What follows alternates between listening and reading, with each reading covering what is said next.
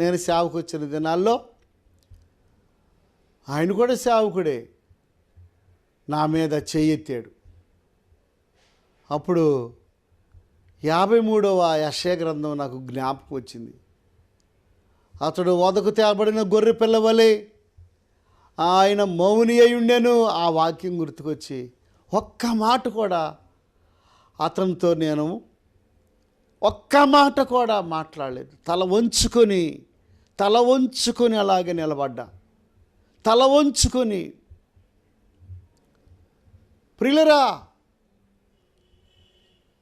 నా వైపు ఎలాంటి పొరపాటు లేదు, తప్పు లేదు. నిజం ప్రియులరా. అతనికి కొంచెం అసూయ వచ్చింది నా మీద. ఆ కొత్త దినాల్లో కరపత్రాలు పంచిపెట్టుకుంటా ఆయా